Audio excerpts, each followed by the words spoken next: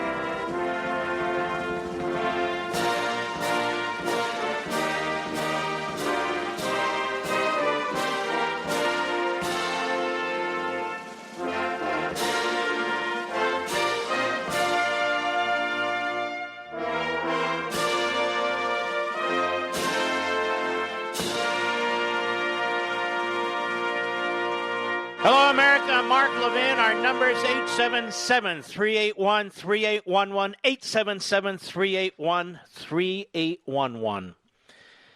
As our cities depopulate, and I told you they would, as they depopulate as a result of the China virus and even more of the riots, you'll have more and more liberals moving to the suburbs and other parts of states. How will they vote? Isn't it amazing? Where are they escaping to, Mr. Producer? Where are they escaping to, America?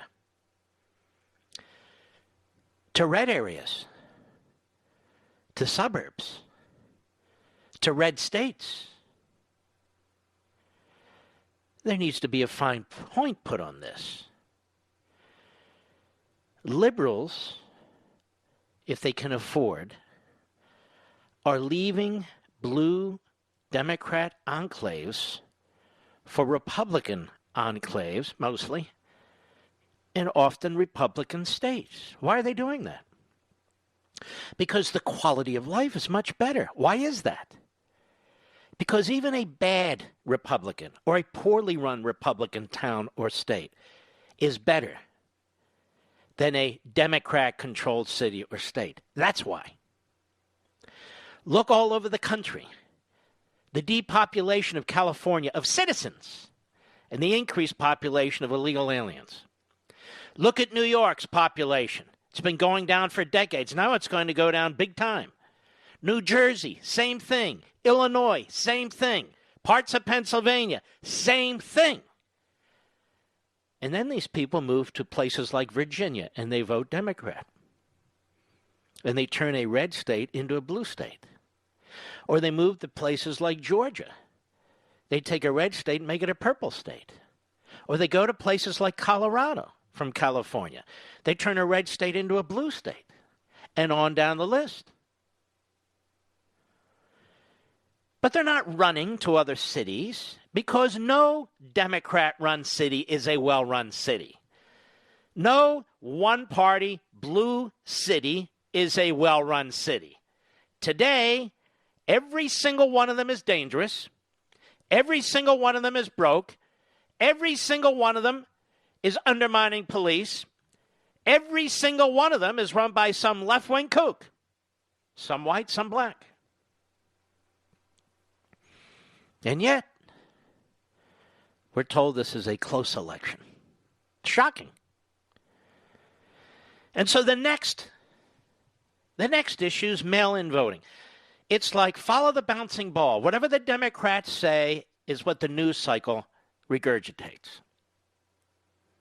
Now we're told Donald Trump doesn't want to leave office under any circumstances. Donald Trump is undermining mail-in voting. Donald Trump is undermining the post office. You know who we get this from, Mr. Producer? Mitt Romney, among others. But the Democrat Party and the media. Now, common sense tells us, why in the hell would you rely on the post office for the outcome of any election? Is that wise? You know, today, and I tell you the truth about this, it happens about once a week. And I love my delivery guy. Boy, is he fast, by the way. He rings the bell, drops on it, he takes off. Because of COVID, I guess he's afraid to answer a door. So I always get these stickers on the door that I have to go to the post office. Anyway, I got another letter, like I did last week, addressed to a neighbor 5 houses down. Now, if this happens to me, because he knows who I am, I can imagine this happens to all of you from time to time. Well, imagine all of a sudden they're mailing out 60 million ballots, and you're mailing back 60 million ballots. How's that going to work out? Plus, you have the state voter lists, which are a disaster, particularly in the blue states, because that's the way they want it. Anytime an organization like Landmark Legal Foundation would go into these states to try and require voter ID or try and require them to clean up their voting list, and so they fought it. And in some cases, they won. So you literally have voter. Let me ask you this. I'll prove this to you. When you moved, some of you have moved in the last 5 years. Let's put it that way. When you have moved from county to county or state to state, did you call your election office and tell them to remove you from the voting rolls? Of course you didn't. Well, guess what? Many of you are still on the voting rolls, 2 voting rolls. Mr. Producer, I told you, he got a mail-in ballot in his old home in the Bronx, and he got one in his new home in Westchester, New York. That's 2 ballots. How about people in California? Can they keep track of this? No state keeps track of it. Most of them don't want to. And so you have the post office, which is a great institution, quite frankly, but still, it's so much mail, it can't get it right. Not all the time. And you have the states, and we have ourselves when we move and so forth. These are built-in problems, and no amount of money can fix it. No amount of money can fix it. And so now the Democrats, they want to have a hearing in the middle of the Republican convention. Nobody talks about that. It's purely another Pelosi show trial. I have an article here today, by the way, as a side point, the headline from SanFranciscoGate.com, the Chronicle, the 2020 San Francisco exodus is real and historic. A massive exodus from San Francisco. These are the people who run the Democrat Party at the highest levels and want to run the country. They've destroyed their own cities. They've destroyed New York. Schumer, Gillibrand. They've destroyed San Francisco. They've destroyed Minneapolis. I've never seen so many cities go up. You know, even during the Civil War, we didn't see so many cities burning. And they're burning all over, west, south, east, all over the country. The Democrat Party, once again, may I say, there is an exodus out of San Francisco, and the numbers are staggering. That's a quote. If we have time, we'll get back to that. San Francisco used to be a fabulous place. Fabulous. New York. Everybody loved New York. Everybody spoke so highly of the first responders. I wonder what they'll do on 9/11. Will they talk so highly about the first responders? But there was a great piece at the Blaze over the weekend, and so I circulated it to all my talk show buddies, some of my TV buddies, put it up on my site, pushed it out as fast and as hard as I could because it's important, by Paul Saka at the Blaze. Just to show you how the media are corrupt all day on the Sunday shows. I pulled this up to the Sunday shows. Here we have Trump advisor knocks universal mail-in voting, says U.S. Postal Service won't be ready. ABC Stephanopoulos spars with Trump advisor mail-in voting. When the votes are thrown out, that shows the system's working, says Stephanopoulos. He's always been an idiot. Sanders labels Postal Service funding dispute a crisis for American democracy. Goes on. Poll Well, it goes on and on. So one Sunday show after another. All of them. Mark, do you have any evidence of... We have tons of evidence. And we have tons of evidence how this is structurally impossible. And I posted some of it over the weekend on my Facebook and Twitter sites. Mark Levin Show Facebook, Mark Levin Show Twitter. It's all up there. Then this guy, Jake Sherman at Politico, said, that wasn't us. That was some expert, Professor Gumbatza over there. He's the... And yet they ran the story with Professor Gumbatza, fake name, I can't remember the guy's name. And they never challenged it. So they took no responsibility for it? Pathetic. There are so many examples of not just one or two, but hundreds of thousands of ballots being mishandled. In one state after another. Tens of thousands in other states. And from west to east, and everything in between.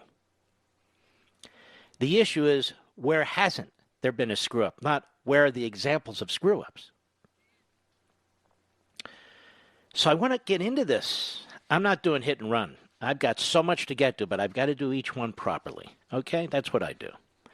When we come back, flashback. Thousands of United States Postal Service mailboxes were removed during the Obama-Biden administration. What? And the chief of staff to the President of the United States, Mark Meadows, was on TV and he said, you know all these mailboxes and everything else that are being addressed to move? Yes. That was the original plan under Obama and Biden. Oh! Wow. Maybe they'll conduct another hearing like they did with Bill Barr. They'll have a hearing. I reclaim my time, I reclaim my time, I reclaim my time, where they just beat their chests. I'll be right back. Mark Levin.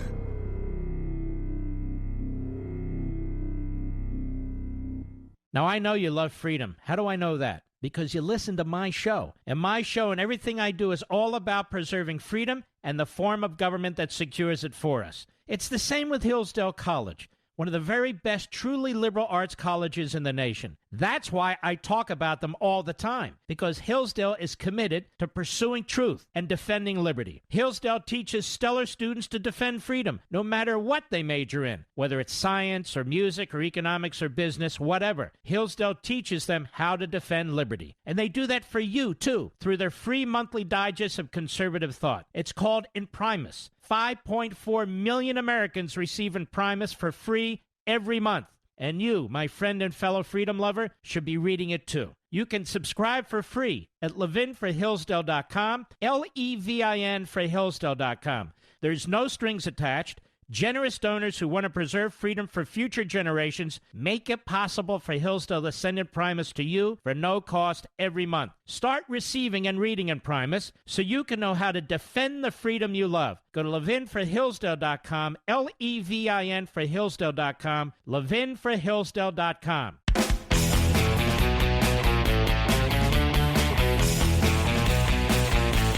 Former President Barack Milhouse Benito Obama accused Donald Trump of purposely attempting to sabotage the U.S. Postal Service in an effort to alter the results of the 2020 presidential election. I've told you from day one, they feel they'll win either way. If they're losing, they'll demand recounts and so forth, and they'll claim that the president sabotaged them with the post office. If they're winning and the president takes them to court, they'll claim the president refuses to leave office. And he's a dictator. So that's the foundation. I've been telling you this for weeks. That's where they are. And then they want to overwhelm the system. That's Cloward and Piven, knowing full well the states aren't prepared, the post office isn't prepared, the rolls are a mess. Overwhelm the system and claim victory either way, win or lose. Obama. What we've seen in a way that is unique to modern political history is a president who is explicit in trying to discourage people from voting. That's sort of unheard of. Now, the unfounded accusation was immediately amplified by the media, and the conspiracy theory took hold on social media, even dimwits like Taylor Swift. Presumptive Democratic presidential nominee Joe Biden embraced the conspiracy theory that mailboxes mailboxes were being collected in Portland as a form of voter suppression for the election in November.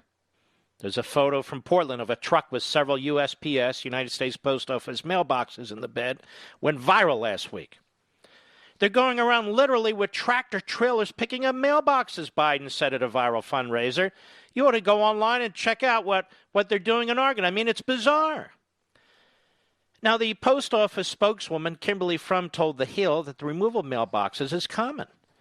Historically, mailboxes have been removed for lack of use and installed in growth areas, she said. Relocating low-use boxes to high-traffic areas such as shopping centers, business parks, grocery stores for increased customer convenience. When a collection box consistently receives very small amounts of mail, for months on end, it costs the post office money in fuel and work hours for letter carriers to drive to the mailbox and collect the mail. Removing the box is simply good business sense in that respect. It's important to note that anyone with a residential or business mailbox can use it as a vehicle to send outgoing mail. So in other words, stick it in your own mailbox. USPS spokesman Steve Dougherty told Boston.com that many mailboxes are being repaired or replaced with newer ones. These trucks are on the street daily, he said. They're part of our field maintenance fleet. So for Biden, it's like a UFO. My God, they're moving the mailbox. My God, look at this, everybody. Because he's sitting home watching porno on his computer, and there it is. It flashes across the screen. Post office. This is why you may see one box on a corner that previously may have had 2 or 3 side by side. With declining letter volumes, we try to keep the system efficient. In short, this is all routine maintenance, he said. There's no effort underway to reduce collection boxes. I wonder what LeBron James thinks. In fact, ready? Hello. In fact, between 2011 and 2016, there were roughly 14,000 United States Postal Service mailboxes removed, which was during the Obama-Biden administration. Anyone remember Biden complaining about that? A 2009 Washington Post article stated, quote, in the past 20 years, 200,000 mailboxes have vanished from city streets, rural routes, and suburban neighborhoods. More than the 175,000, more than that, remain. The U.S. Postal Service says it removes underperforming mailboxes, those that collect fewer than 25 pieces of mail a day after a week-long density test, the report read, echoing what the spokesman for the post office said last week. Because of the hysteria over the relocated mailboxes, the United States Postal Service said they would not remove any boxes until after the election. We're not going to be removing any boxes, said spokesman Rod Spurgeon to NBC News. After the election, we're going to take a look at operations and see what we need and don't. They're bleeding debt. They're bleeding money. And this is one small way they have to try and control their spending. And they do it every year. But now it's Trump. And it's the Trump Postmaster General. And they're removing mailboxes, no doubt, from minority communities to prevent people from voting by mail. No, they're not. It wasn't only mailboxes that were on the chopping block during the Obama-Biden administration. Almost 3,700 post offices were targeted to be shut down. According to a 2011 Washington Post article, the U.S. Postal Service ultimately decided against closing the nearly 3,700 post offices and cut costs by reducing operating hours. Now I'm going to continue. I'm going to finish with this so you know what a bunch of jackasses and frauds these Sunday show hosts are, regurgitating Nancy Pelosi's conspiracy theories and collusion theories when absolutely nothing differently is being done at the United States Post Office to stop anyone from voting by mail. Nothing. I'll be right back.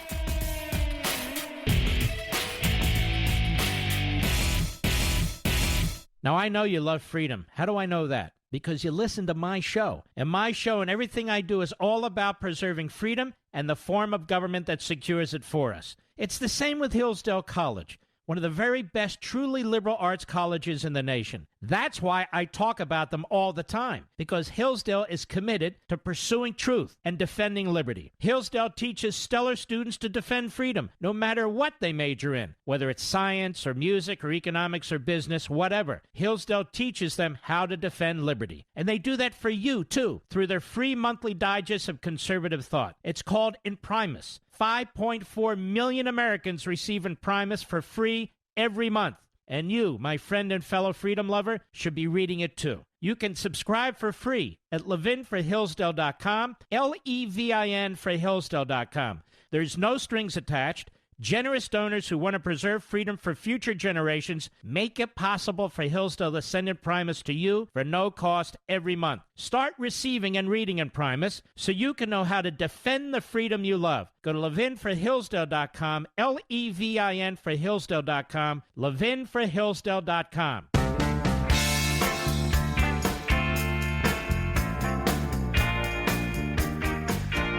This is where Hollywood liberals come for rehab. The Mark Levin Show is back at 877-381-3811. You know, folks, I try to use this show as a sort of a modern Thomas Paine.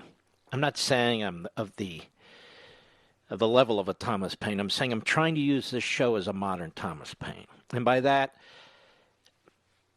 let's reimagine, shall we? That's a word that the left loves. Let's reimagine. In other words, I think I'm a broadcasting pamphleteer. That's what I try to be. So I go deep into these subjects. So if you take notes, or you don't have to take notes, you just think about what I'm saying, you can then go forward at the dinner table, at the breakfast table, with your friends, with your colleagues online, and make the points. And I'm providing you with the substance behind the points. And you can always go to marklevinshow.com, the mothership website, marklevinshow.com. And we have a recap of the program that's up there about an hour after the end of the program. You can always go to Mark Levin Show Facebook, Mark Levin Show Twitter, where I put tons of information out for you. Again, I'm using every platform I have. Radio, my Fox show, Levin TV, my social sites, every platform I have. My podcast, to push the information out. Because my theory is, as was Thomas Paine's way back then, it's like whisper down the lane, except you don't have to whisper. Shout. Get the message across. The attacks on the president and the postmaster general by the Democrats and the media is a coordinated scam on the American people. Because they know they're going to overwhelm the Postal Service. They know there's going to be an enormous number of errors because of the states and their voting systems. And one of the things that was never said on a single one of these Sunday shows is that the states, under our constitutional system, are in charge of the voting processes, not the federal government, not the president. States are making decisions about how they will allow people to vote, when they will allow people to vote, how they will count the vote, when they will count the vote. These are decisions states are all making, not the president. So the same incompetent buffoons who mismanaged so many of these states during the China virus, the same incompetent buffoons that have run up enormous, unspeakable, really, debt, whether it's pensions or other things, that now need a bailout from you and me, these are the same people who are in charge of the voting rolls. And as I said, as citizens who move from county to county or state to state, if a state is not going to check its voting rolls, if you don't contact them and take your name off the voting roll, in many cases, it's still there. And the Democrat Party knows it. And the media know it. So, of course, this would be a disaster. They say they want examples. I always hear this. We give them examples, so they ignore the examples. But the kind of massive mail-in voting we're talking about now has never been done in this country. And so we can't give them examples to the extent to which it's going to be done. But there have been warning after warning after warning by experts, by the Postal Service, by some states. We can't meet the deadlines. What do they think is going to happen on election night? And then again, I want to underscore the point so the backbenchers can regurgitate it too. It's very important. The Democrats, their narrative, their plan is win or lose, they're going to say they won. And if they lose, they're going to say they won. They've got 600 litigators lined up to sue in these little county courts. I hope the Trump administration does, or the Trump campaign. And on top of that, they have their argument. They laid the foundation that Trump said he will not leave office, when, of course, that's not what Trump said. They solely accept the outcome. Well, he wants to look at what took place, and he's warning them over and over again that the post office can't handle this. And by the way, have any of you asked $25 billion for the post office, an additional $3.5 billion for the election? What exactly is that $25 billion for? Do you know I haven't heard a single news report on what that $25 billion is for? I don't care if it's our favorite cable network or any other. I haven't heard a single explanation for about $25 billion. And what's the $3.5 billion going to do in 2.5 months? What are they going to do? If you can fix the Postal Service, quote unquote, in 2.5 months, why haven't you fixed it in 25 years? Because it's an impossibility. Honestly, the Postal Service is given an impossible job. But what about the states? What about their voter rolls? They resist cleaning them up. So even if the Postal Service sends every ballot exactly where it should go, it's a disaster. This is why you want, as much as possible, people to show up with identification and vote in person. Why? You have election judges. You have sets of eyes on the individual. You know the individual's there. Questions can be asked and answered. It's not the same with mail-in voting. It's just not. Mail-in voting. Back to the excellent Blaze piece that I circulated quite extensively. The GAO, the General Accounting Office, a government agency that provides auditing and analysis for Congress, said, the United States Postal Service financial viability continues to be high risk because it cannot fund its current level of services and the financial obligations from its revenues. Between fiscal years 2007 and 2019, it netted losses of roughly $78 billion, despite receiving approximately $18 billion each year from the American taxpayer. GAO said the United States Postal Service overall financial condition is deteriorating and unsustainable. USPS total unfunded liabilities and debt have grown to double its annual revenue, it says. Now, even Barack Milhouse Benito Obama knew that the U.S. Postal Service was a money pit, but he is a leftist demagogue.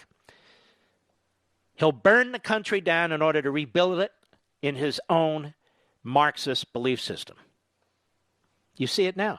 In 2016, by my calculation, that's only 4 years ago, then Barack Milhouse Benito Obama proposed the USPS slash 12,000 jobs. That was an election year. Nobody said a damn thing. In 2009, Obama compared the USPS with private mail carriers. He pointed out they were thriving while the USPS consistently struggled. Here's what he said, quote, I mean, if you think about it, UPS and FedEx are doing just fine, right? No, they are, Obama said at a town meeting in New Hampshire. It's the post office that's always having problems. The National Association of Postal Supervisors president, Ted Keating, was irked by Obama's insult and fired off a letter to the president. He reportedly said that there was, quote, collective disappointment that you chose the Postal Service as a scapegoat and an example of inefficiency. Your negative references to the Postal Service without knowledge of the facts was a disservice not only to the members of our organization, but to all postal employees, Keating wrote. So it appears that Obama also tried to kneecap the Postal Service in some ways in 2016. So there is no sabotage, there is no plot when it comes to the mailboxes themselves. And so the Postal Service and the Postmaster General under the President of the United States has announced that they will not move any postal boxes during the course of this election. By the way, the first in God knows how long. That's really quite incredible. Obama and Biden never did that. You know, it's like the the swine flu. These guys screwed up the swine flu. They screwed up the vaccine. They did nothing right, according to Ron Klain, who's, of course, reversed course because somebody slapped his knuckles. Nothing right, all luck. And all of a sudden, Joe Biden's going to fix it. How? He never tells us. I would have done this earlier. I would have done this. He didn't do anything, didn't say anything relevant at the time. Nothing. Nothing. Now, when we return, what are they saying about mail-in? They're saying the president's trying to sabotage it. The president is beating the pots and pans, warning the American people that their states, particularly these Democrat states, are creating a chaos. They're going to create chaos on election night and thereafter. He's warning the American people. He's warning these people to cut it out. And so what do? They blame him. This is a plot. This is a plan. They accuse the president of trying to sabotage the Postal Service. Well, the truth is they're trying to sabotage the election. That's what the Democrats are doing. They figured, look, we thought we had it in a bag in 2016. Then we tried a spies. We tried a coup. We tried a criminal investigation. We tried impeachment. This guy gets elected again. We'll never get him the hell out. So let's beat him up front. If we lose, we win. If we win, we win. It's that simple. I'll be right back. Mark Levin.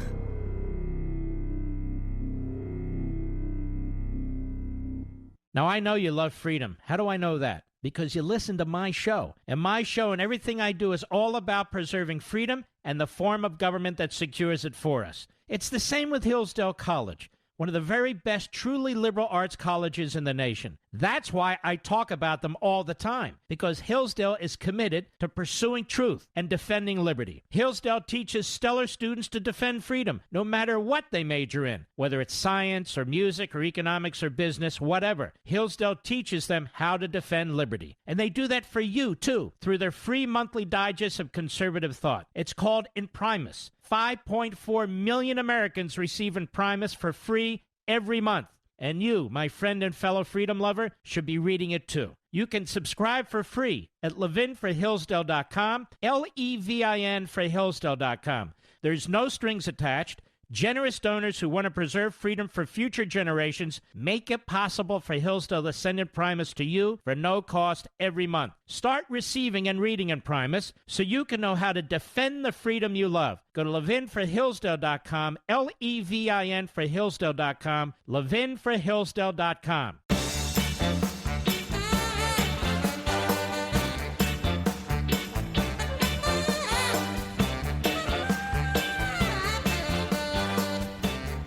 So Obama says Trump is sabotaging the election. Gore says Trump is putting his knee on the neck of American democracy. Schumer says Trump is hurting the election by slowing down the mail. Romney says, I don't know of any evidence that voting by mail would increase voter fraud. I'm not going to play all the clips. It takes too much time. And that's just the tip of the iceberg. So Nancy Pelosi is going to pull another political stunt with your tax dollars. Nobody has used the hallowed halls of the United States House of Representatives in a more abusive and political manner than Eva Pelosi. Nobody. And so she's going to hold hearings, I believe next Monday, when the Republican convention is in full swing. She's going to hold hearings to distract attention and to continue to foment these lies about Trump sabotaging the mail-in voting. Now, I want you to go to Mark Levin Show Facebook or Mark Levin Show Twitter. I want you to befriend us there or follow us there, and then I want you to look at all the examples I posted. And I barely touched it, of some of the media outlets that warned about it. CBS, we've played that for you. The Politico piece, admittedly not Politico itself because they're not smart enough or honest enough to do it. There's a piece by Fox News itself and others. Numerous pieces. There's also example after example of what's happened to ballots in state after state after state. And in the case of Pennsylvania, like other states, they're saying we can't get this done in time. Because the mailing time that Pennsylvania set up as a matter of state statute is too tight. They said we need 3 extra days. Now, it's very interesting because when Trump jokingly said we may have to put off the election, you can't put it. My God, what is he, a dictator? Pennsylvania just asked to put off the election effectively. It said we need 3 more days to get our votes counted. And the Democrats are effectively putting off the election. Listen to me, because I say these things and then they get repeated. The Democrats are effectively pushing off the election by using this tactic. So when the president jokingly talks about putting off the election because of all the chaos that's going to take place, it's the chaos created by the Democrats. And just listen to all the lies. We've had mail-in voting before, not like this. Nevada, under cover of dark, I've told you about this, pushed through a mail-in system.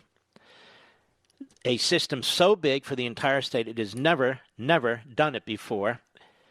The state of Washington has had a mail-in system for a long time. It said it took them 10 years to perfect it. The examples in Virginia, the examples in Nevada, the examples in California, the examples in New York, the examples in New Jersey. I just told you about Pennsylvania. It goes on and on and on. They don't care about evidence. They care about power and winning. That's it. They're the saboteurs. I'll be right back. From the Westwood One Podcast Network.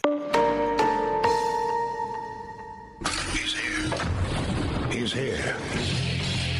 Now, broadcasting from the underground command post, deep in the bowels of a hidden bunker, somewhere under the brick and steel of a nondescript building, we've once again made contact with our leader, Mark Levin. Hello, America. Mark Levin here. Our number, 877-381-3811, 877-381-3811. You know, there's been a few articles out there over the course of the last week or so. One was in the New York Times. One was by this woman, Cynthia Tucker, who's a radical nut job. There have been others popping around out there because Media Matters puts information out, even though it is a left-wing hack operation. And these news sites or columnists, they're always watching Media Matters because they're left-wing kook operations too. And in one of my Levin TV episodes, they must subscribe over there at Media Matters, and we want to thank them. I talked about Kamala Harris's background, very innocently. That she's half Indian on her mother's side and half Jamaican on her father's side. And I said, how does that make her African American? You would have thought that I attacked her race, that I attacked her genitalia, I didn't attack anything.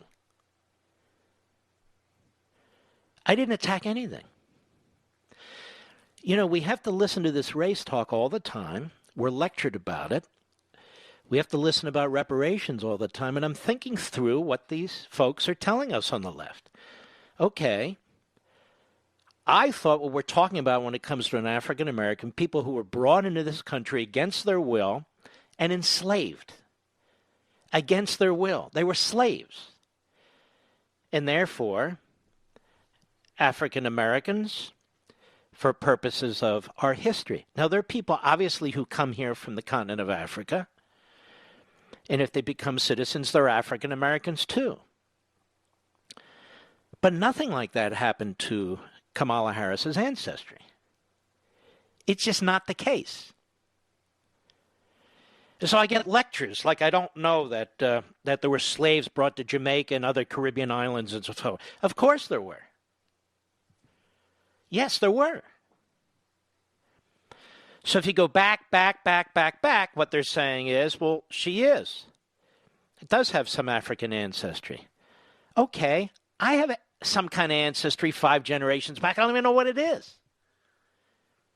So we're really not talking about that. I mean, her father wrote about the fact that one of her ancestors by blood was also an Irishman who owned a large plantation in Jamaica and had somewhere around 200 slaves. And so if we're going to talk about identity politics and race, why can't we be honest about it? Because they want to shut it down. Well, why do they want to shut it down? They want to have these discussions. I want to participate, and I'm not allowed to talk about it. Or that's what they would have you believe. It's like Obama. His father is black. His mother's white. But you could never say he's the son of an interracial marriage. Why? Isn't that a good thing? Yes, it's a good thing. But you're not allowed to talk about that. Period. Why?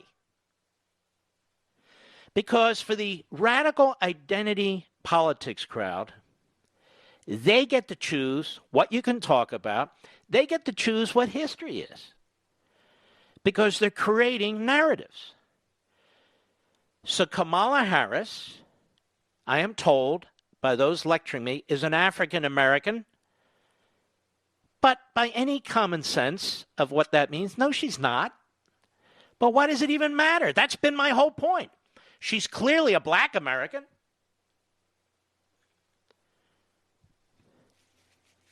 And so I repeat what I said.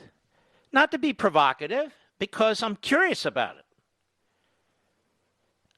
I'm legitimately curious about it. If people are going to raise it all the time, I want to know more about it. But you're not allowed. And then they imply that you're attacking her race. Not attacking her race. How's that attacking her race? These are facts. And why would I attack her race?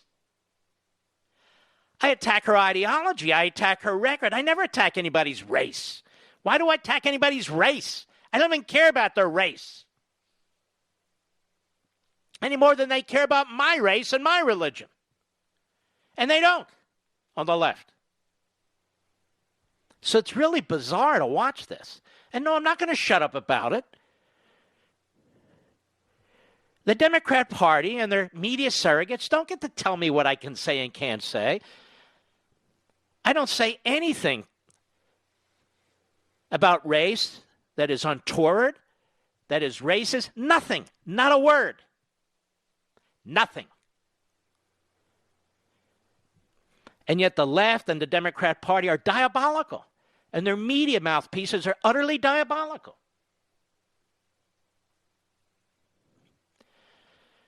You know, I went into, years ago, I did this Ancestry.com. I was curious. They tell me, I don't know if it's true, I've got a Finnish background, I've got some Ukrainian background. I thought we were all Russian, but we're not. Okay, so what? I'm curious about it. No, you're Russian, that's it. Why? Facts are facts. Facts are facts. It's interesting, in these same articles, the one in the New York Times, the one by this Tucker and other ones, they don't talk about her Irish background, ancestry. Because if you follow their logic, she's as much Irish as she is African. Now, is that a bad thing?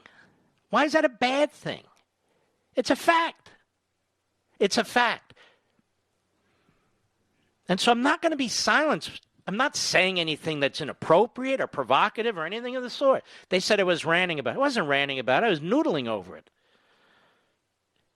I thought it was an interesting thing to noodle over. Openly. Now, speaking of Kamala Harris, she's literally brought no spike to the ticket. What do I mean? There's been no movement up for Joe Biden as a result of selecting Kamala Harris. It's not clear to me even now. Why did he pick Kamala Harris? Well, some people said because he said he would pick a woman of color. But why that woman of color? What did he think he would get? What kind of bounce did he think he would get? We talked about this early on, last week, as a matter of fact, when it happened. What did I tell you? She was rejected. And I was the first to explain this. She was rejected by her own party.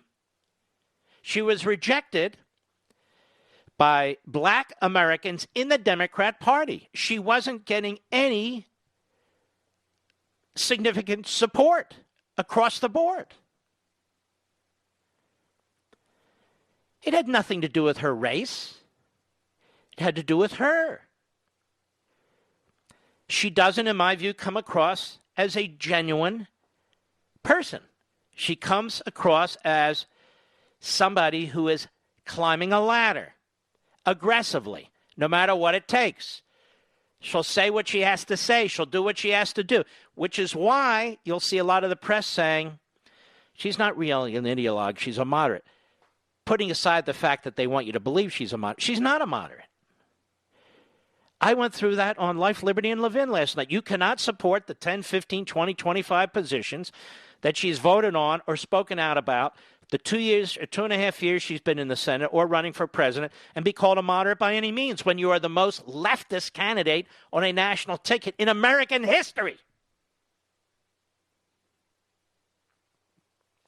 Major party ticket. Major party ticket. And then we looked at her term as a DA and her term as a Attorney General of the state. And what do we get out of that? Not only did she have a left-wing agenda, but when she moved from the left-wing agenda, what was it for? It was to reward her friends and punish her enemies, political. To reward her political friends and punish her political enemies. Why? Because she wanted to run for the Senate. And now she embraces all this left-wing stuff. Why? She wanted to be president. But it's not an attractive record. And it's not resulting in any kind of bump for Joe Biden. This is a fact. It's not resulting in a big bump in his own party. Because she was rejected resoundingly, overwhelmingly by her own party. She was rejected in South Carolina, which has a huge black population. She was rejected by the number 3 in the House leadership, James Clyburn, who backed Biden in South Carolina. Because let's face it, he's a party hack more than anything else. It's just the way it is. But that's what he did. So even he wouldn't support her. Republicans had nothing to do with it. I had nothing to do with it. That's their fight within their own party. And she wasn't backed by the top African American in the House of Representatives, the most senior, James Clyburn. She was not. She was not backed by the voters in these various states. They didn't even have a chance to vote. She was at 2 or 3%. That's it. And now we keep hearing she's historic, she's brilliant. Look what these right-wingers are doing. Right-wingers aren't doing anything. There's nothing to do except talk about her record, which in my view, from my perspective, is abysmal. It is confounding. My buddy Craig Shirley even wrote this piece. It's confounding why he chose her. You know, Reagan picked, you have this ridiculous piece by Rahm Emanuel. And I just have to say, Matt Drudge, boy, you not only have gone to the other side, you're lost, my brother. You're absolutely lost. To link to him and all the other kooks, I mean, at least have some serious, even if you're going to move to the left, at least show some seriousness. He says this is like the 1980 election. As Craig Shirley writes, and that's not linked up there, of course, from Newsmax, 1980 election, George Bush came in number 2. Reagan wanted to unite the party, so he picked George H.W. Bush because George H.W. Bush had a following. And like Shirley says, this is perplexing. Why he picked her. It is perplexing why he picked her. Maybe they'll win, maybe they won't, but it's perplexing. And I think he's quite right. This brings unity within the Democrat Party. I don't even know what that means. They say we're running on unity. Well, they have unity with the rioters. They have unity with Antifa and Black Lives Matter. Black Lives Matter caught on tape the other day. I want the Washington Compost to know this. Beating the living crap out of a truck driver who crashed because he was trying to avoid them and not hit them. So he gets out of the car. He's trying to say, settle down. And they just beat him to a pulp. That's your Black Lives Matter. That wasn't Antifa. That was Black Lives Matter. But people are getting sick and tired of it. Did you see the Sturgis motorcyclists? Other areas of the country, they're not putting up with it. They're simply not putting up with it. And I'm not going to put up with it. Nobody's going to put up with it where I live. Just not going to do it. And, but this unity the Democrats talk about, is there any example of the unity for the country? They try and take out a sitting president. They call us names. They call him names. What are they talking about unity? It was Barack Obama who started much of this, truthfully. And now his running mate, his vice president, wants to pick up where he left off. It was Barack Obama who truly could have been not just the first black president, but the first truly great modern president. No. Who could have brought together Democrats and Republicans, black. No, he chose to be a community activist. But in all truthfulness, the Biden, Harris, Bernie Sanders agenda makes Barack Obama look like a moderate. That's how radical this is. That's just how crazy-ass this is. But they're going to unite us. Unite us around what? Their agenda? Unite us around what? Their voters who are rioting? Their friends at Antifa and Black Lives Matter? Nobody's uniting around them. Unite us around what? Redistribution of wealth? Taking away private health care from 160 million Americans? Destroying the suburbs with central government control over zoning and schools and everything else? Unite us around what exactly? Massive tax increases? Wealth taxes? I don't think so. I'll be right back. Mark Levin.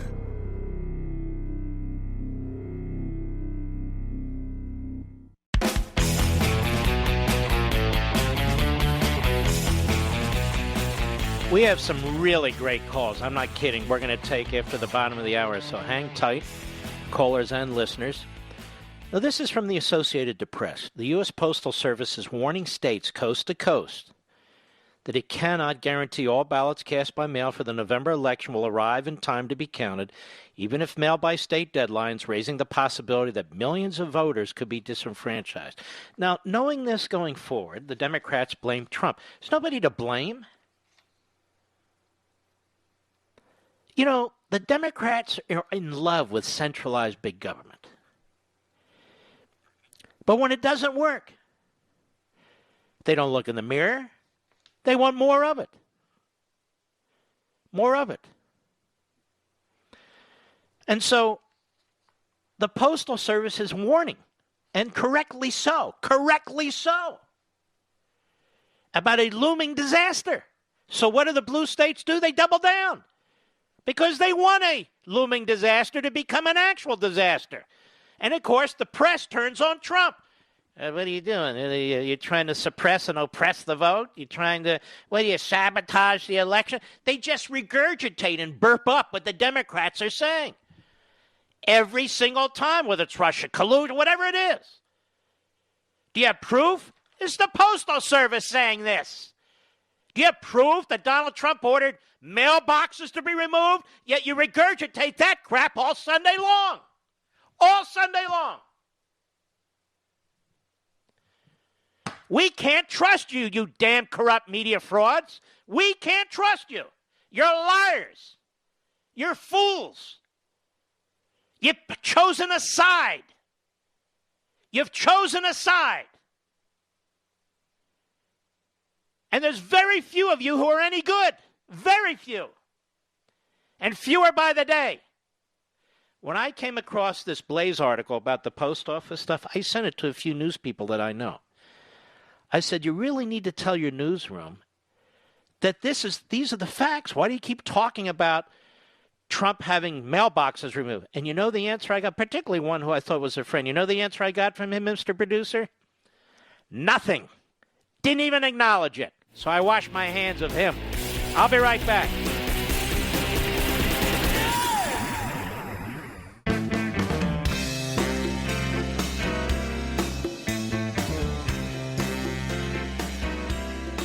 When Mark Levin was a kid, his teachers didn't like his snide sense of humor. Today, they still don't like it. Call Mark Levin now at 877-381-3811.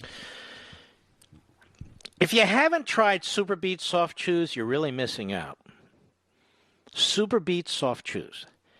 They combine non-GMO beets with a powerful new ingredient, grape seed extract. Now, the grapeseed extract used in Super Beets Chews has been clinically shown to be 2 times as effective at supporting normal blood pressure as a healthy lifestyle alone. Better blood pressure means more energy, the way nature intended, without the jittery caffeine or stimulants. And now you can take just 2 delicious chews a day, anytime, anywhere, to get the blood pressure support you need and the energy you want. So do what I did. Support your heart health with delicious Super Beets Chews. They really taste great. You're going to want to eat more too a day, but no. You got to stick to the rules. Get your Super Beets Chews today at levinsbeets.com. That's all plural. Levins, L-E-V-I-N-S, Beets, B-E-E-T-S.com. One word. Levinsbeets.com. And when you buy 2 bags, they'll throw in that third one for free. Have you tried it yet? I'm thinking about it. No, go ahead and do it. You know what distinguishes the successful from the unsuccessful? They do things. Jump in and get it. That's levinsbeets.com, Levinsbeets.com, levinsbeets.com. You're going to love these Super Beets Soft Chews, and they're very, very healthy for you. So I strongly recommend them. And we're going to get to our callers, but look at this from the Daily Mail. Actually, the Daily Mail is a pretty damn good newspaper. Better than almost every one in the United States. Hollywood's apocalypse now. Rich and famous are fleeing in droves as liberal politics and coronavirus turn city of dreams into cesspit plagued by junkies and violent criminals. San Francisco, Los Angeles, every single damn major Democrat-run city is collapsing. And Biden and Harris and the media want you to vote for Democrats in the Senate. Democrats uphold Speaker Pelosi's position. Democrats, Biden and Harris in the White House. Are we truly suicidal? Are we truly a nation of political, suicidal people? I cannot believe it. Could the choice be more clear? No. And these fools in Hollywood, they will leave, they will go somewhere else, and they will vote Democrat, and they will do fundraisers, just like the fools in professional sports. Same damn thing. Their voting installs one left-wing Democrat after another. You have never seen anything like this in your life, and neither have I. What's going on in our country in the last 5 or 6 months. Trump has nothing to do with it. Trump doesn't run any of these cities. None of them. He doesn't run any of the police forces. None of them. And they're trying to distract you and me and blame him. How appalling. The party that has done this to this country and its leadership, which either celebrates it and supports it or is silent, which is the same as supporting it, needs to be sent a forceful overwhelming, crushing response in the election. Crushing. Not eke out a victory. A massive, overwhelming victory. And in the face of this, you have these Republics like Kasich and Whitman and others who immediately abandoned their president. These people have always been fools. They've used Republicans to get into office, and then they use us. Romney's a perfect example. Whatever Trump supports, Romney opposes. He's a very sick man, this Romney. Very sick and confused. What's happening here, this Cloward and Pivens, is this is called disruption politics. Let me repeat that for the liberal slow listeners. It's called disruption politics. It's called normalizing disruption and normalizing collective protest. I'm telling you, I'm reading their playbook. I've been reading their playbook, whether it's Cloward and Pivens, whether it's Alinsky. There's others that none of you have heard of before, and I'll make you familiar with them in the months and years ahead, but particularly the months ahead. I know these so-called thinkers and scholars who are behind these things. And what's happening is, under our system, we have what's called freedom of mobility,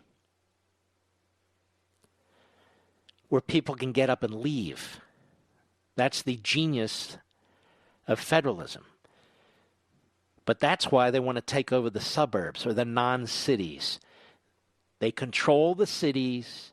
Now they want to control everything else from Washington, D.C. It's nothing to do with race. They will throw up race as tear gas in the face of anybody who wants to confront them intellectually. They now want to take over the suburbs or the non-metropolitan city areas and do exactly the same thing to the suburbs that encircle a city and to the suburbs that encircle the inner suburbs. That's their plan. That was Obama's plan on the way out. It's Biden's plan now. It's Bernie Sanders' plan. So you don't have what's called mobility. That is, you can move wherever the hell you want to, but you cannot escape them.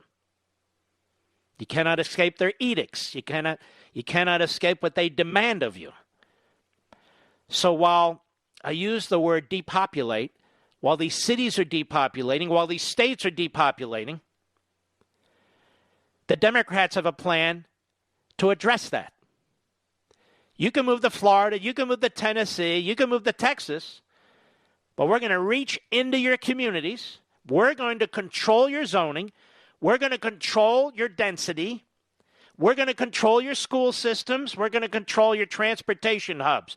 We're going to control your parks. We're going to control all of it by twisting the language of the 1968 Federal Housing Act. And if you dare to object, we're going to accuse you of being a racist. That's exactly what's going on. You look at Portland. Portland is 72% white. There's no diversity issue there. I say tongue-in-cheek. Seattle's over 60% white. What's Black Lives Matter doing in Portland and Seattle when most black lives are not in Portland or Seattle? Because Antifa was founded in the United States in Portland. And Seattle's not all that far away. It wasn't founded in New York. It wasn't founded in Philadelphia. It wasn't founded in Baltimore. It wasn't founded in sort of these old eastern cities. No, it was founded in Portland. Why? Because it's mostly white. Marxists are mostly white. Marxists are mostly college graduates who've been indoctrinated and brainwashed by tenured Marxist professors. That's why. So now people are escaping. They're escaping our cities because there's no hope.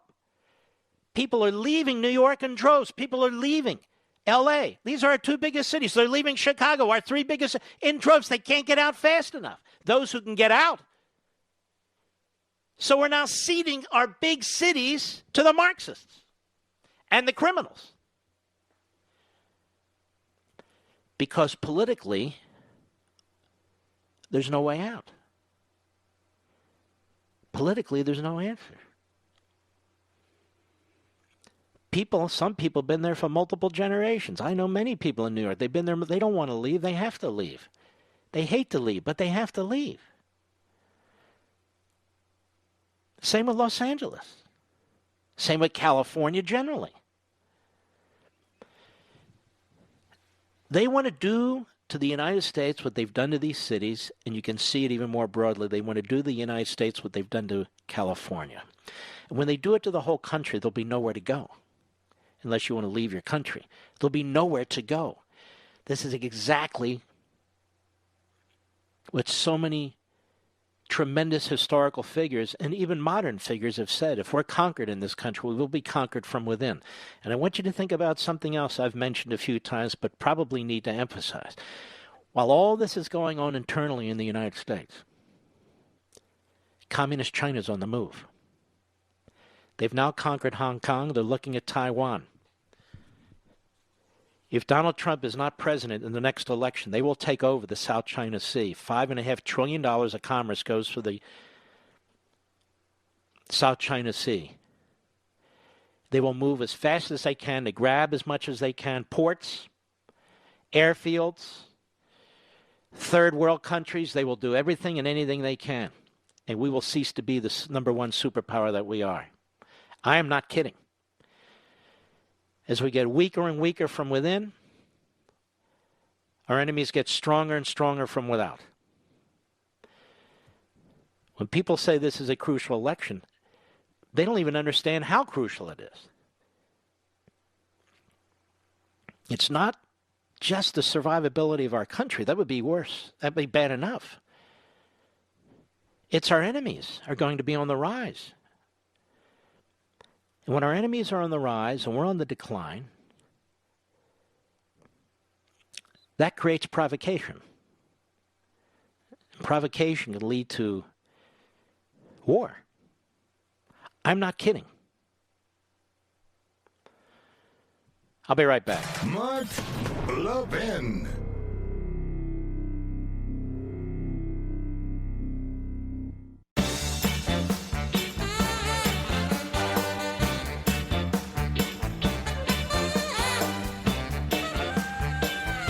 As we slowly adjust to a new normal, we still need to be smart about how we do business. Luckily, there's Stamps.com to make things easier.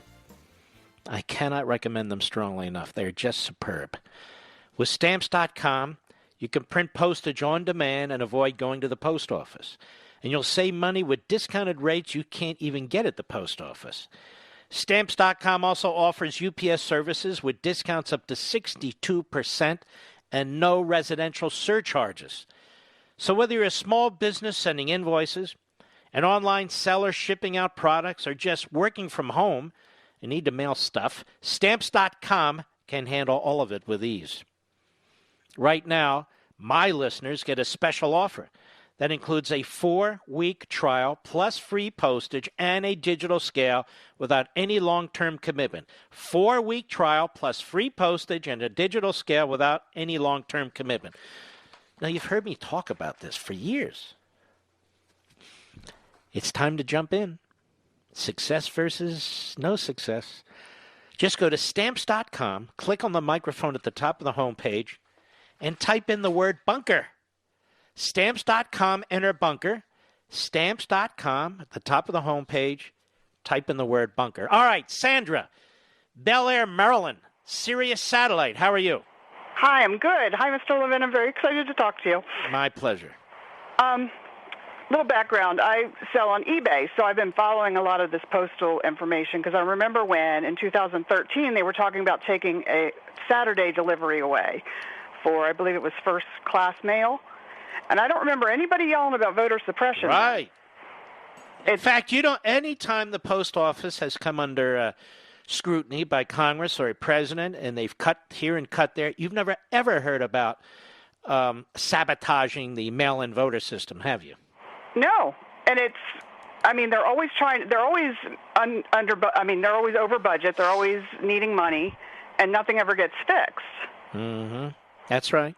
Same old, same old. And I don't know what this 25 billion's going for. The 3.5 billion apparently is a magical number that suddenly everything's going to work. Now, we know that's not true. We know a lot of this is out of the control of the post office. I said these voter rolls are a disaster. Yes. I would love, though, President Trump to put in some kind of something to say this is what we should do to prevent people from having to vote by mail. Well, he said, show up and vote. Yeah, in person. How do you get bread? How do you what? How do you buy bread? In person. You go to the store and you buy your bread. Yeah. Okay. You go to the voting place and you vote. Yeah. All right, Sandra. Yep, go ahead.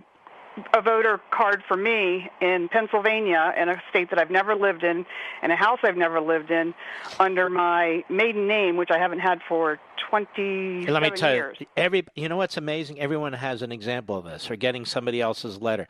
Can you imagine all of a sudden flooding 60 million of these into the system?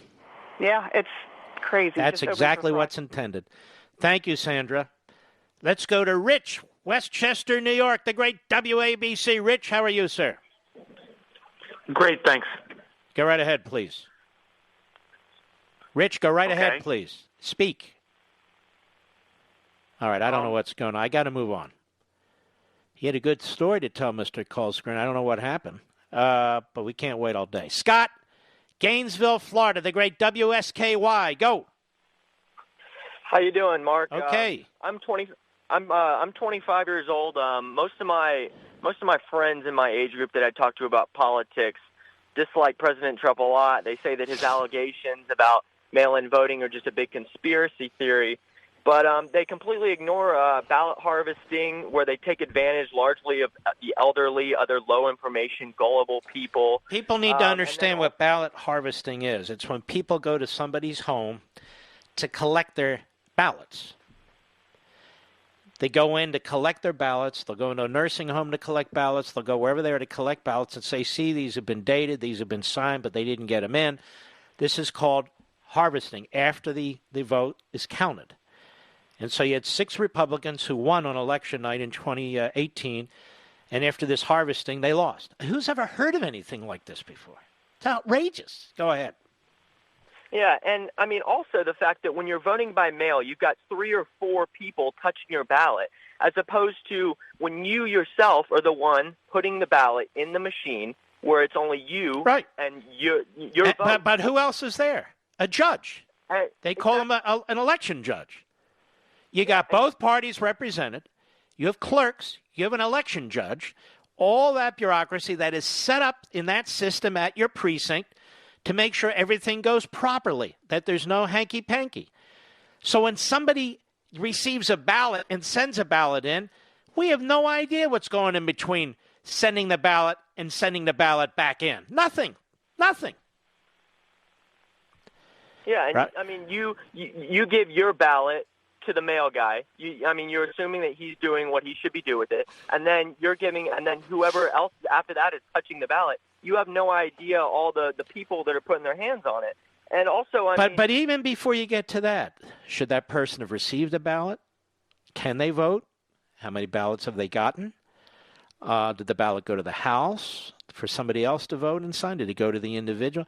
There's nobody who can check any of this. Period. Exactly. This is worse than the Florida case with the Chads. This is just...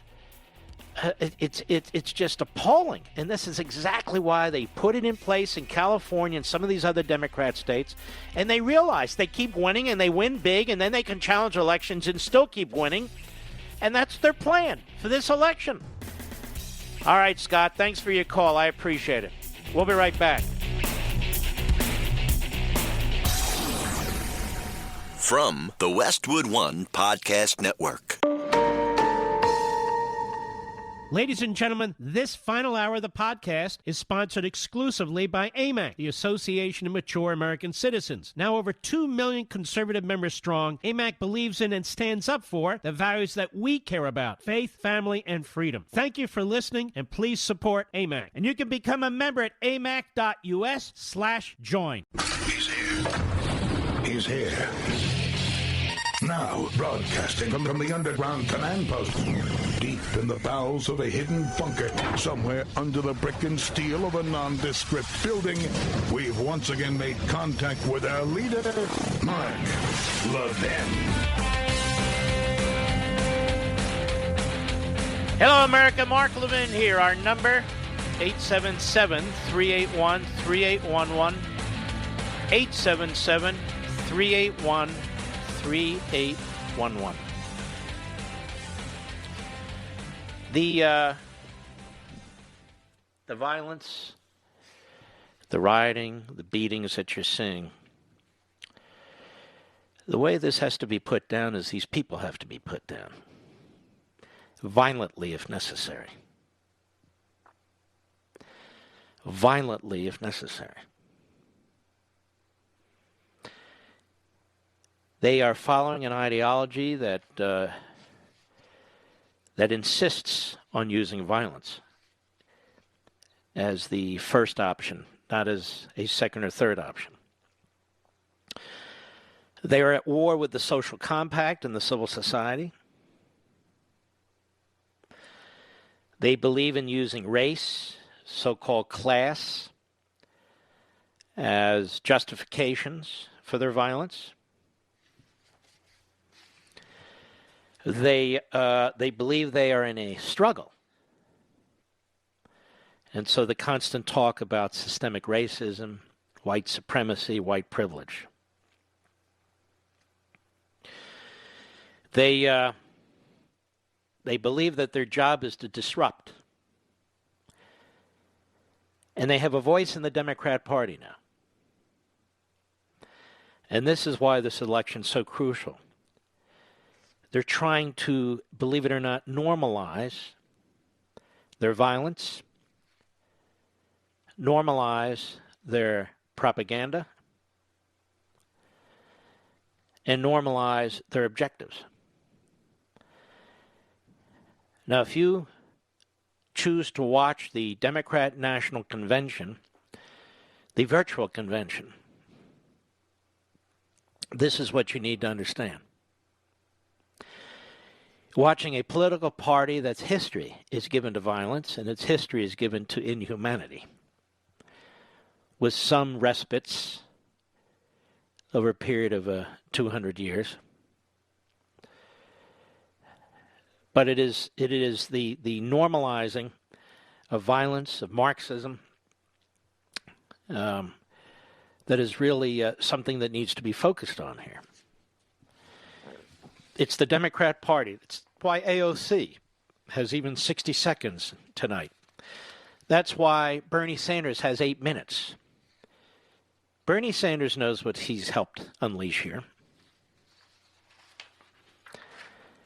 The Democrat Party says they want to promote unity. Ladies and gentlemen, I've told you over and over again, the Democrat Party actually wants to do the opposite of what it says. That's the nature of the Democrat Party. There is a low-life reprobate who got elected to Congress from Massachusetts. Her name is Ayanna Pressley. She was on MSNBC on Saturday. She's part of the, what do they call them? I forget.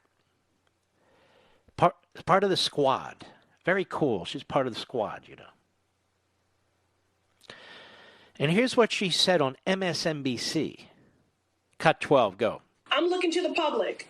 You know, this is as much about public outcry and organizing and mobilizing and applying pressure so that this GOP-led Senate and that these governors that continue to carry water for this administration, putting the American peoples in harm's way, turning a deaf ear to the needs of our families and our communities, hold them accountable.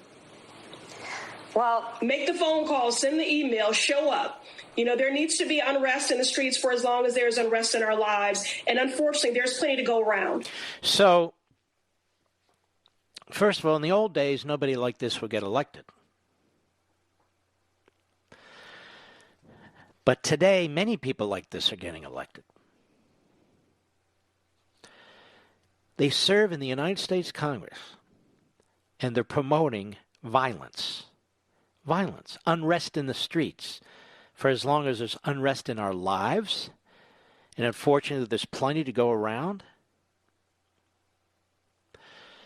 Can you name one Democrat who has denounced this? Has the putative nominee for the Democrat presidential office, has he repudiated this? Nothing. Kamala Harris, no, she embraces Black Lives Matter. CNN, no, D. Lemon embraced Antifa. People must understand what's going on here. To innocent Americans, people who've done nothing to anybody, you have a mob that's pulling them out of their trucks, pulling them out of their cars, attacking them and beating them. Have you heard Al Sharpton denounce this? LeBron James? Have you heard them? How many sportscasters on ESPN, whatever the race, how many sportscasters have denounced this? Have you heard any?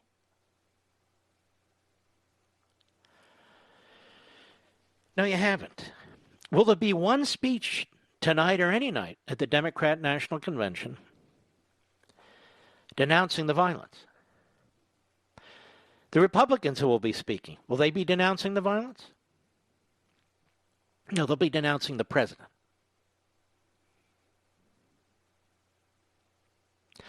I want you to listen to her again, Representative Ayanna Pressley. Part of the new group of progressives, you know. Part of the squad. Cut 12, go. I'm looking to the public.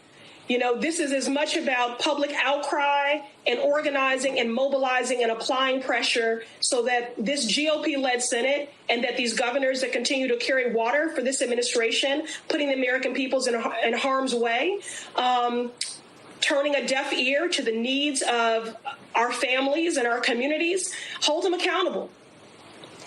Well, make the phone call, send the email, show up. There needs to be unrest in the streets for as long as there's unrest in our lives. And unfortunately, there's plenty to go around. Really? There is plenty to go around. So if people who strongly disagree with you and the mobs that you support,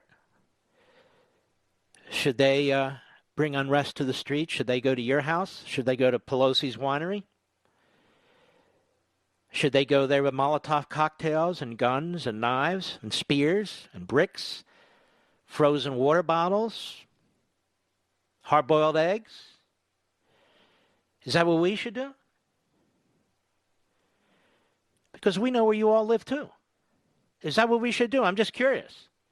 Is this a one-sided thing? That's okay? What does the media think? What do they think? They think this woman's okay? They think what she says is okay? They're not even reporting it. This was done on MSNBC. MSNBC. Does MSNBC think it's okay? I'm not talking about neo-Nazis and Klansmen, but they think that people who have an opposite political view, an opposite life view, that are capitalists, who love the country, who love American history, who will not take a knee, should they take to the streets too? Should they be violent? Should they go up to the homes of Democrat representatives and senators? Biden's place, and I don't know. Should they drag people out of their cars with whom they disagree and beat them to a pulp? And will you call that mostly peaceful? Will the George Soros prosecutors lay off them too? And refuse to charge them too? The country's coming to a boiling point. The country's coming to a boiling point. I'm not provoking anything. I'm watching this, and I'm wondering, People aren't going to put up with this forever. They're just not going to do it. It's not going to happen. It's not going to happen. Not if this continues. Now it's the law of the jungle. You know what that means? That means the civil society has collapsed, and now it's everyone for himself.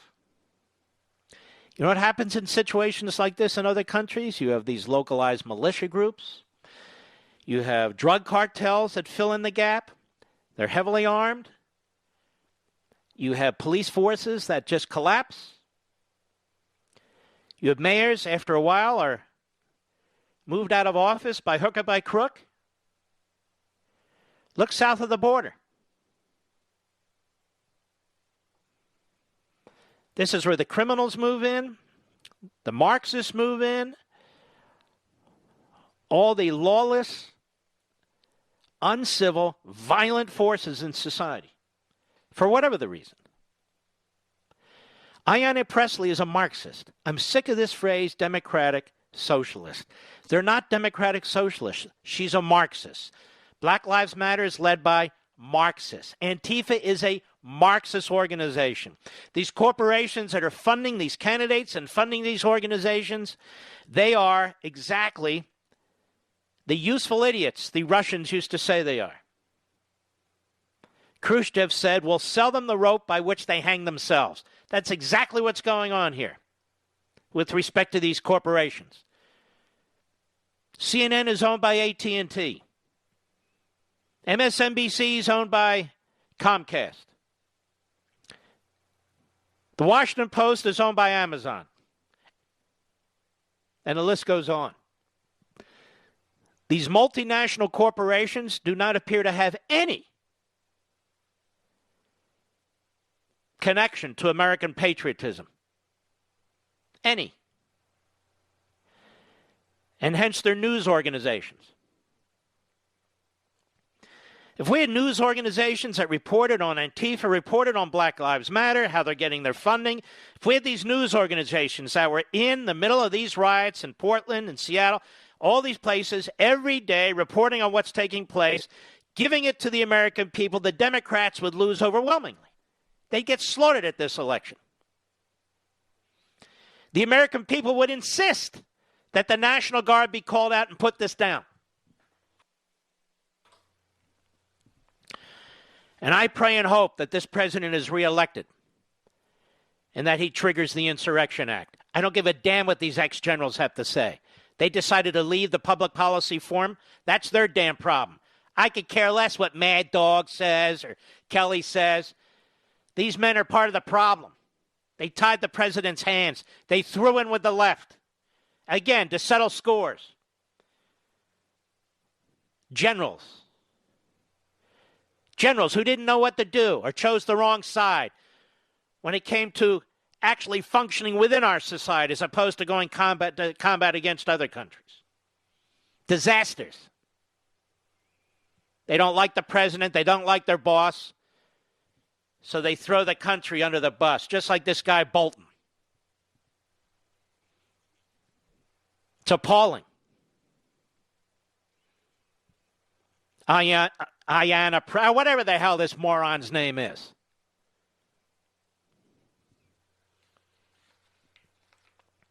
One last time, cut 12, go. I'm looking to the public. You know, this is as much about public outcry and organizing and mobilizing and applying pressure so that this GOP-led Senate and that these governors that continue to carry water for this administration, putting the American peoples in harm's way. So let's stop right there. You understand she's promoting violence, and she's promoting it through the vessel of the Democrat Party. You understand that, right? People are fleeing these Democrat cities, fleeing them. And she is a primary representative now of the Democrat Party, the future of the Democrat Party.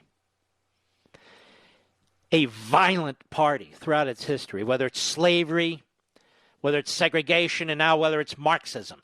Never Americanism. Always the same damn thing. And those of you who think you're moderate Democrats, You think John Kennedy would have a shot at being nominated, let alone elected by this party? None whatsoever. None. Joe Lieberman? No way. Scoop Jackson? No way. No way. Even George McGovern would not be hardcore left enough for this party. I want you to understand what I'm talking about. These are Marxists, and they have a home in the modern Democrat Party. And they have said their number one target is Trump. Why? Because he stands between them and us. That's why. That's why I have no stomach for these never-Trumpers, or no stomach for these guys that stand on both sides of the fence. Not now. Not with what's at stake. No damn way. I'll be right back. Mark Levin.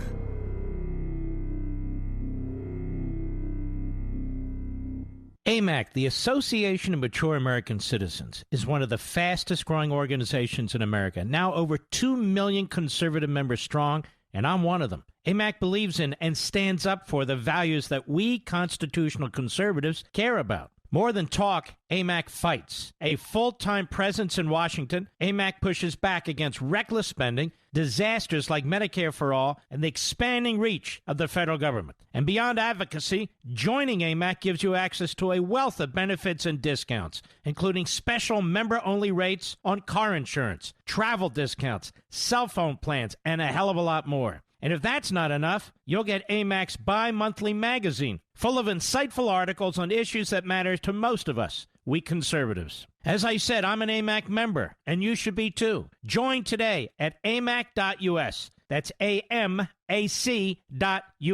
Stop supporting the liberal agenda that the other 50-plus organization has been pushing for. Join AMAC instead. AMAC.us.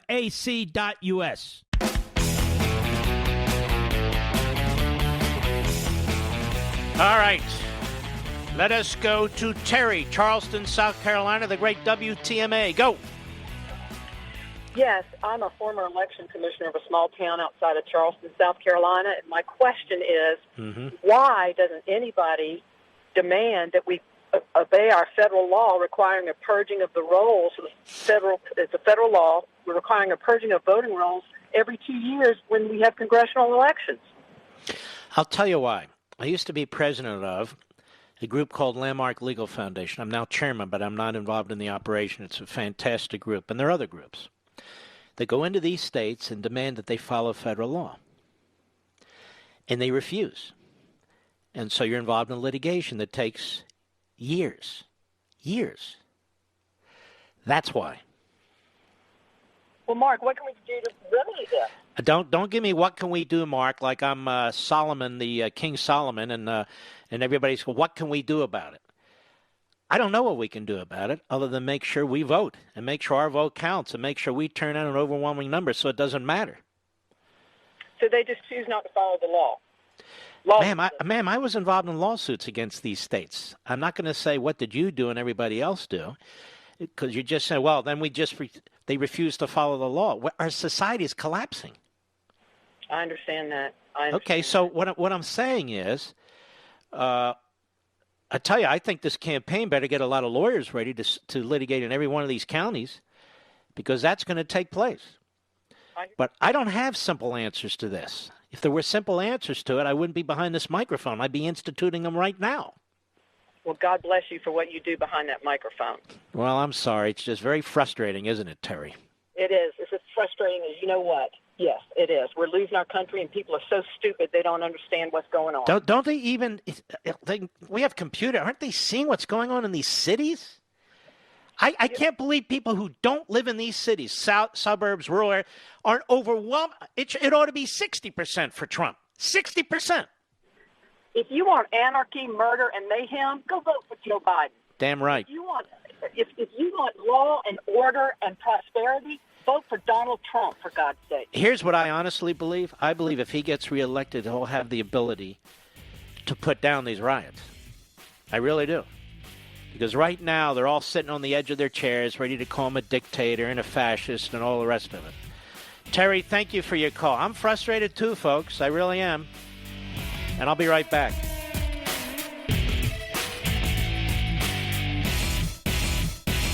AMAC, the Association of Mature American Citizens, is one of the fastest growing organizations in America. Now over 2 million conservative members strong, and I'm one of them. AMAC believes in and stands up for the values that we constitutional conservatives care about. More than talk, AMAC fights. A full-time presence in Washington, AMAC pushes back against reckless spending, disasters like Medicare for All, and the expanding reach of the federal government. And beyond advocacy, joining AMAC gives you access to a wealth of benefits and discounts, including special member-only rates on car insurance, travel discounts, cell phone plans, and a hell of a lot more. And if that's not enough, you'll get AMAC's bi-monthly magazine, full of insightful articles on issues that matter to most of us, we conservatives. As I said, I'm an AMAC member, and you should be too. Join today at amac.us. That's AMAC.us. Stop supporting the liberal agenda that the other 50-plus organization has been pushing for. Join AMAC instead. AMAC.us.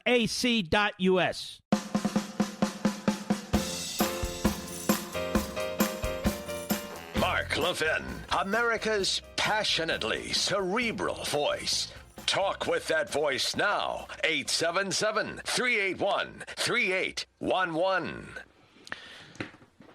I would, just a friendly suggestion, if people are going to use the research that's done by one of our, or several of our outstanding news organizations, whether it's the Blaze or other organizations, the Daily Caller, the Daily Wire, why don't you give them credit? I mean, the Blaze piece was pretty much just used word for word, Mr. Producer, on television, and they never mentioned them. Of course, I mention every source that I use, and I not only mention them, I put them on my website, so you folks can share in the benefit of the knowledge of somebody who's actually done some hard work on this stuff. I'm not talking about me. I'm talking about the original source.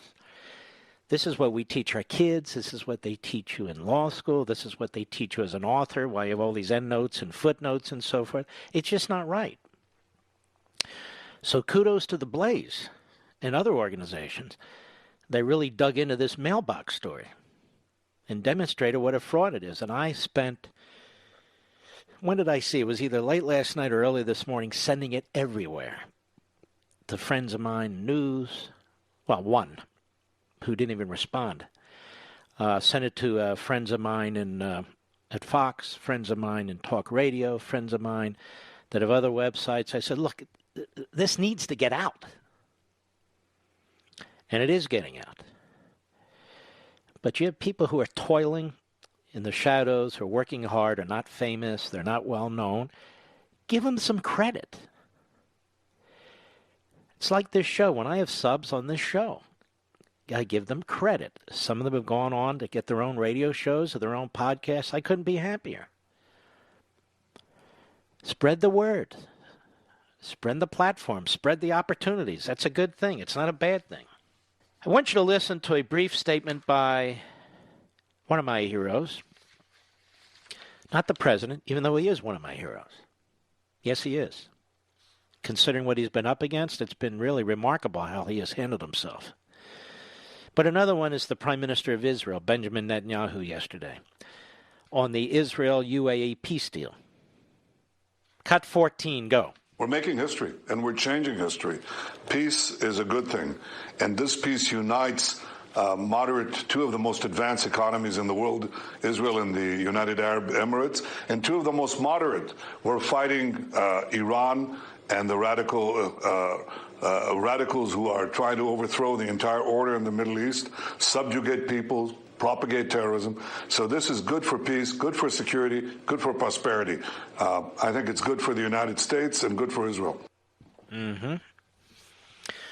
Last night at the end of Life, Liberty, and Levin, which was a terrific show, I thought, with two great guests, where we went deeply into Kamala Harris's background and into the press treatment of it all.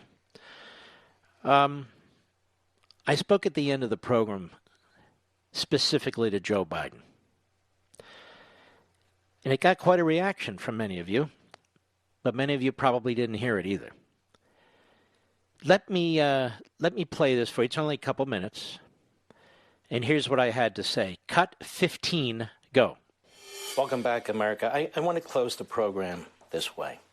I've watched Joe Biden's career for a long time. He's a character assassin. I saw what he did to Bob Bork.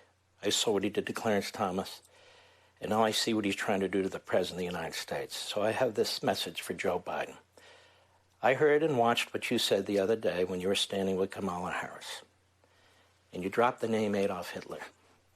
Your surrogates in the media do it. Your party do it. The number 3 Democrat in the House has done it. Nancy Pelosi has done it. It is disgusting. You're very careful about what you say to African Americans, to Latinos. You're very careful about what you say to Muslims. But apparently, Adolf Hitler, that's okay. As a Jew, it's not okay. Do you understand he exterminated half of the Jews on the face of the planet? That he gassed them? That he burned them in ovens? That there are mass graves all over Europe, unmarked? This president, Donald Trump, has done more for the state of Israel than any president in American history, modern American history. Certainly more than you and Obama, that voted against Israel in the UN, that withheld weapons from Israel when they were under attack by Hezbollah in the Gaza Strip, who undermined them every step of the way. And then, of course, cut a deal with Iran, which was an existential threat to the state of Israel, all of which this president had to reverse. Why don't you try getting out of your bunker, nose-to-nose debating, discussing the issues, what's going on in our cities under Democrat mayors? They're a disaster. What's going on in this country with the pandemic? You have no ideas other than to blame the President of the United States. And you chose a running mate, historic or not, who has the same personality and the same mindset as you do. Thin on substance, thin on accomplishments, but very, very nasty in the way she talks about other people and is prepared to destroy them. No, you need to run a campaign on substance. You need to get out of your basement and act like a presidential candidate. If we can do it in our grocery stores and we can do it in our Walmarts, then you can do it as a candidate for President of the United States. Got it? And that was my closing comment. And when I do Life, Liberty at Levin, I say a closing comment for the program as I think about everything that's been said. It's not written down. I just do it at the end of the program, having thought about what we had discussed during the course of the program. So it's not written down. There's no cue cards, nothing of the sort. I just do it. But I also want to emphasize the beginning of that program, when I talked about the real Kamala Harris as a United States Senator. Cut 16, go. First of all, let's take a quick look at her record since she's been a United States Senator. And I want you to think as I go through this list that I made today, each and every one of these items, how radical it is and how wrenching it would be to our society. She is farther left than 97% of the Democrats in the United States Senate. She is left of avowed Marxist, Democratic Socialist, Bernie Sanders. She's not moderate. She's not a pragmatist like the New York Times and the others are trying to tell you. She would decriminalize illegal immigration. Decriminalize illegal immigration. She rejects a physical wall on the southern border. She compared the Immigration and Customs Enforcement Service, the men and women in federal law enforcement who once people come here illegally, they commit crimes and other things, they try and get them and deport them. She compared them to the Ku Klux Klan. She believes in government-run health care for illegal aliens. Imagine what that will do to health care. She believes in the elimination of private health care. Many of you have private health care. Many of you have private health care through your employer or through your union. That means 160 million people would lose their health care. She is a co-sponsor with AOC of the Green New Deal. What is the Green New Deal? To put it simply, it started in Europe. It is a socialist attack on capitalism. It would affect everything from automobiles and homes, heating and air conditioning, the kind of paint you use, everything the federal government will regulate. everything. In other words, it's a war on capitalism. She wants to attack energy independence after all these decades, where we're finally free of foreign countries and blackmail from OPEC and all the rest of it because of American ingenuity and the hard work of the American people. She wants to eventually eliminate, in short order, coal, oil, natural gas, all fossil fuels, and eliminate fracking. She wants to repeal the president's tax cuts for the middle class. She wants to massively increase taxes on all Americans. She supports infanticide, and even more, she believes you, the American taxpayer, regardless of your religion, regardless of your moral views, that you should pay for it. Abortion on demand, abortion as late as is demanded. She believes the federal government should have to approve any state law that seeks to regulate abortion in any way before a state could actually implement it. She wants to ban what are today legal firearms by executive order in clear violation of the Second Amendment. She wants massive new regulations across the board. She supports Joe Biden's war on the suburbs, Obama's war on the suburbs, where the Housing and Urban Development would basically decide all issues for the suburbs, where libraries would be, how many schools there are, whether you can have single-family homes, and on and on and on. She has said that she supports, if necessary, quote unquote, the packing of the United States Supreme Court. And she believes in eliminating the filibuster. Now, any one of these things would be destructive to our constitutional system, to our economic system, to your liberty, and to your community. Any one of these things. Does that sound like a pragmatic moderate to you, ladies and gentlemen? That sounds like the most extremist, radical politician ever to run for high office in the United States of America. Now I'm back live. I hope you're thinking about these things. I know you are, but I hope your neighbors and your family members and your colleagues and your coworkers are. The Democrats are absolutely off the edge. They are they're not violent like their paramilitary Antifa and Black Lives Matter. But they've just brought that rioting and that violence into our institutions now. Remember what I said.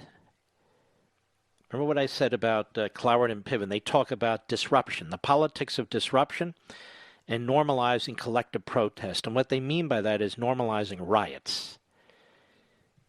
Normalizing riots. That's exactly what's taking place. And then they talk about unity. They want to bring unity because Trump doesn't. Ladies and gentlemen, Trump is standing up against them. He's standing up against them. He's standing between us and them. When they talk about unity, you want nothing to do with their unity. Unity in what? The destruction of America? Unity in what? The brainwashing of our kindergarten students?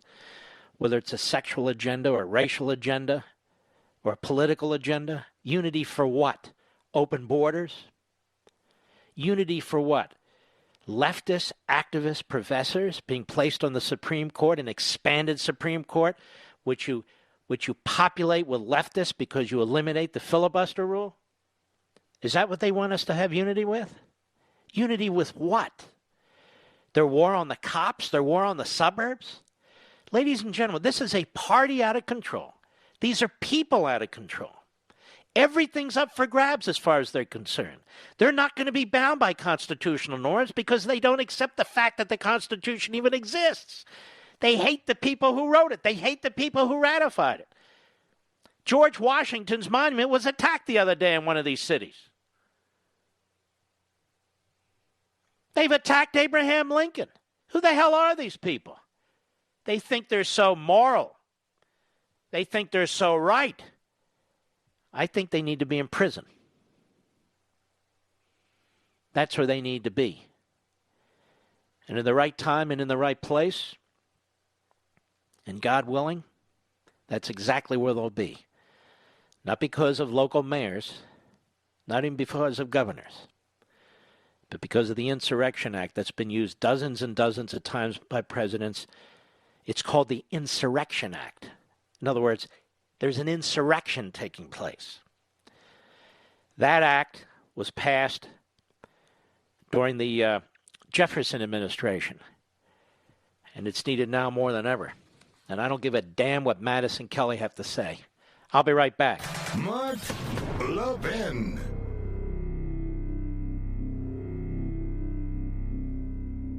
AMAC, the Association of Mature American Citizens, is one of the fastest growing organizations in America. Now over 2 million conservative members strong, and I'm one of them. AMAC believes in and stands up for the values that we constitutional conservatives care about. More than talk, AMAC fights. A full-time presence in Washington, AMAC pushes back against reckless spending, disasters like Medicare for All, and the expanding reach of the federal government. And beyond advocacy, joining AMAC gives you access to a wealth of benefits and discounts, including special member-only rates on car insurance, travel discounts, cell phone plans, and a hell of a lot more. And if that's not enough, you'll get AMAC's bi-monthly magazine, full of insightful articles on issues that matter to most of us, we conservatives. As I said, I'm an AMAC member, and you should be too. Join today at amac.us. That's AMAC.us.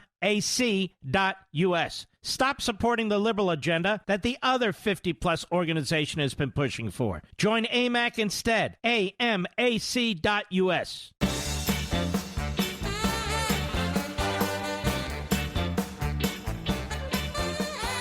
Man, I had so much else I needed to get to and wanted to get to. Planning loopholes to bypass coastal protection laws on site made famous by TV show Magnum P.I. This is a story about the Obamas. You know, the environmentalists? Using loopholes to get around the environmental protection laws and regulations in Hawaii to protect the coastline. They purchased a property for $8.7 million through a close friend in 2015. They're planning loopholes used to preserve century-old seawall on the beachfront. Experts say such seawalls contribute to beach erosion. See, they're frauds. This is who they are. Then we have a story here about the Bidens, that they didn't meet the way they say they met. The claim is, it's a report, I don't know, that actually they committed, or she did, or they did actually, adultery. At the time, both of them were married. Touchy-feely, Joe, that can't be possible, can it? Then in North Korea, the disgusting puke inbred, he's put out the order that all dogs are to be turned in. They're running low on food, so all dogs will now be consumed. All dogs. Says only the bourgeois have dogs. Folks, stick with us, as always, but particularly now, as we go through the various issues leading up to the election. I will leave no stone unturned. I will not get busy in nonsense. This is important stuff. And I spent a lot of time researching and giving credit where credit's due. And I know you have 1,000 other things to do, which is why I'm blessed to have the smartest audience, Levinites, of any host. God bless you and thank you. I will be here tomorrow, same time, same place, just as vigorous, just as resolute. I'll see you then. God bless you. From the Westwood One Podcast Network.